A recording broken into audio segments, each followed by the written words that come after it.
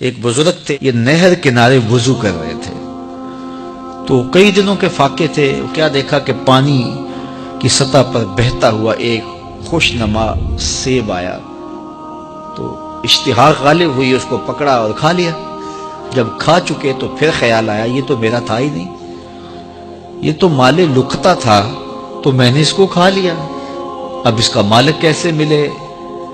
جس سمت سے پانی آ رہا تھا اس سمت سفر شروع کر دیا۔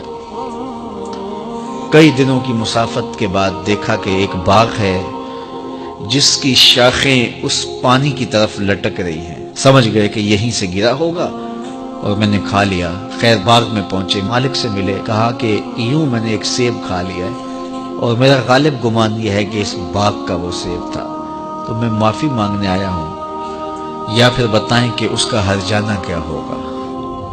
جب مالک باغ نے یہ بات سنی، وہ بھی صاحب نظر تھے، سمجھ گئے یہ تو کوئی در یگانہ ہے، یہ تو کوئی گوہر یکتا ہے، تو تیور بدل لیے۔ کہا ایسے تو نہیں معافی ملے گی۔ کہا حضرت کیسے ملے گی؟ کہا 12 سال تک میرے باغ کی گوڈی کرنا پڑے گی۔ اللہ اکبر، اور ایک شرط اس کے علاوہ ہوگی۔ کہا ٹھیک ہے، میری غلطی تو معاف ہو جائے گی نا۔ 12 سال تک باغ کی گوڈی کرتے رہے۔ ایک دن فرمانے لگے وہ صاحب باغ جو تھے کہ سیب توڑ کے لاؤ، مہمان آئے ہیں۔ تو وہ سیب توڑ کے لائے تو وہ کچے ہی تھے۔ تو کہا تم 12 سال ہو گئے ہو سیبوں کے باغ میں رہتے ہوئے، تمہیں پتہ نہیں کہ کچے سیب اور پکے سیب کیسے ہوتے ہیں؟ کہا حضرت مجھ سے قسم لے لیجئے 12 سال میں ایک دفعہ بھی نظر اٹھا کے سیبوں کی جانب نہیں دیکھا۔ ایک سیب کھایا تھا، میں تو اس کی سزا بھگت رہا ہوں، میں تو گوڈی کرتا ہوں، اوپر کبھی نظر بھی میں نے نہیں اٹھائی۔ سینے سے لگا لیا، کہا ایک شرط تمہاری پوری ہو گئی، اب دوسری شرط ہے کہ میری ایک بیٹی ہے جو آنکھوں سے نابینا ہے، کانوں سے بہری ہے، بول سکتی نہیں، اور وہ اپاہج بھی ہے، چل بھی نہیں سکتی، اس سے تمہارا نکاح کرنا چاہوں، اگر تمہیں قبول ہے تو معافی ہو جائے گی۔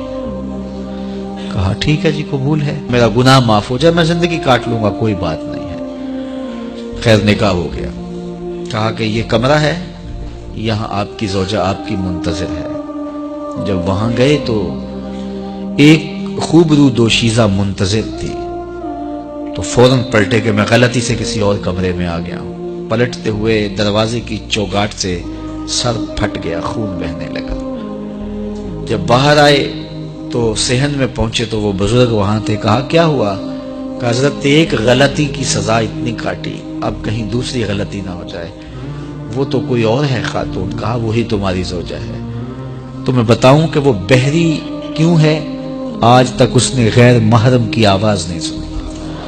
تو میں بتاؤں کہ وہ بول کیوں نہیں سکتی؟ آج تک اس نے غیر محرم سے کلام نہیں کیا۔ اندھی اس طرح ہے، آج تک اس نے غیر محرم کو نہیں دیکھا، اور اپاہج اس طرح ہے، چل کے کبھی گھر کی دہلیز سے گئی نہیں ہے۔